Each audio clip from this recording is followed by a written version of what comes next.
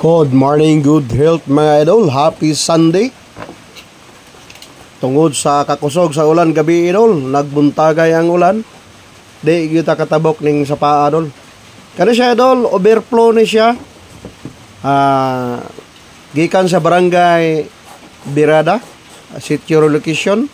Padulong ni siya idol nga dalan sa sitio Palusok, barangay Miho. Kani siya idol.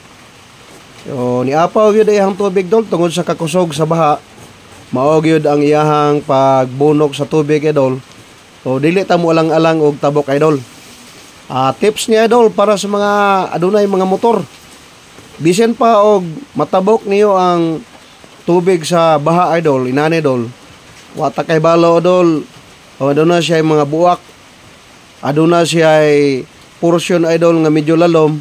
Dili kita mo alang-alang idol.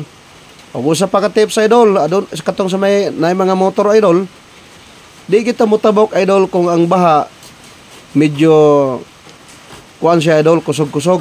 Bisan pa og mabaw ra siya idol, ang una gyung madaot sa atong motor idol ang wirings. So kanang motor gay idol nga ipugos gyud og baha, mo na ang resulta sa atong motor idol magpurot-purot tungod kay grounded na ang iyang wirings idol. So kita idol, di man ta mo pugos gyud idol para di madaot ang atong wiring sa atong motor idol, para dili siya magpurot-purot ang atong motor. Kaya experience ngano nga nako na idol kanang mutabok ganitag baha idol, bisan ba siya og dili kay siya lalom pero ang kasulog maabot diha sa iya mga connection sa wirings, mo grounded ni siya idol, magpurot-purot gyud ang atong motor idol tungod kay iyang delivery sa kuryente grounded na siya. So nituyok man ta sa likod idol sa highway ta niagi kaniya kay di man ta musunganga lagi kay mao pagbunok sa baha. Kaning dalana mao ning dalana ang ako antang tubokon idol padulong sa Miho. So gikan ako sa Miho area idol, bahada ni siya idol atong tanawon og balik tong overflow nga atong tabokon unta ganiya. So tanawa idol, wala na siya muapaw ang tubig idol. So atong pagtabok na ko kanina, atim og tabok na ko kanina, mao gitoy pagbunok sa tubig. So wala na mo ni ako nga tang tabukon unta ganina dol.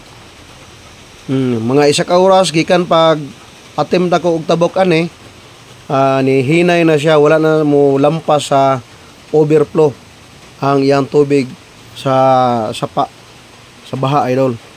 So nindot unta ni idol kani siyang overflow idol kay barangay road gina siya idol.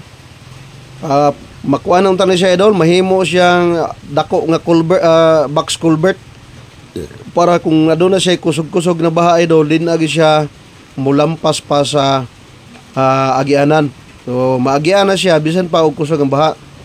So nahimo mo siyang overflow idol kay sa una gamay ra mga agi tungod kay karon daghan na mo agi. O kinahanglan nindot unta siya idol o makita sa atong gobyerno idol nga i-box culvert na siya para maagian na gito nga overflow idol. O padulong to siya idol sa sitio Palusok, barangay Miho, nya kani idol sa relocation na siya sakop sa Birada. So nanata diri karon idol. Pabahada na ta padulong sa highway. O tanaw na to tong dating Kamba Bridge idol, katong nahimo na siyang private, wala na siya gipagian tungod kay private property na siya nya adun na pun siya tulay nga gihimo dapit sa ubos. Ato lang tan-awon ang katong Kambaha dati nga bridge kung unsa ka kusog ang iyang tubig idol. So nara nakilid idol sa Griswood dire sa barangay Birada.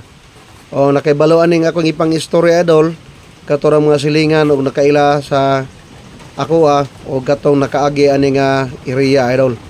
O Griswood area na siya idol. Katong aduna siya nindot nga function hall aning diri nga area. Kung adunay birthday, bunyag o unsa nga okasyon, pwede mo diri idol. Kani nga area idol, mao daghang mga tao na mga daghang service nag-standby idol. Aduna siguro birthday o unsa bang okasyon nga giheld diri idol. Griswood na siya idol diri sa barangay Birada. So ananawa na to idol ang katong dati nga Kambaha Bridge nga gisirado na siya tungod kay private property na siya. So ang ubos ani aduna na po siya inindot nga tulay. So apaw na gid ang tubig ana idol tungod kay kani nga dati nga tulay wala na ni siya gimintin. So nasampungan na ang iyang bangag sa tulay idol. Urag box culvert ni nga dako sa una idol, niya nasampungan na. So ang tubig ani moapaw na gyud permanente. So baha man siya idol. Ang ibabaw nga portion ani ganina wa gid ta katabok tungod kay maupoy pagbunok sa baha. So mao na siyang porma idol. Ang dating Kambaha Bridge diri sa Barangay Birada. Kambaha kuan siya idol. Kambaha 1 or 2 ba ni siya? Basta kay mao ni siya ang Kambaha Bridge dati nga wala na gipagian tungod kay gisirado na siya ug nahimo na siyang private property. Mao ning wala na gi-maintain ang tulay. So kusog-kusog gid idol ang baha diring dapita. Tungod kay ang ulan nagbuntag yun ang ulan idol.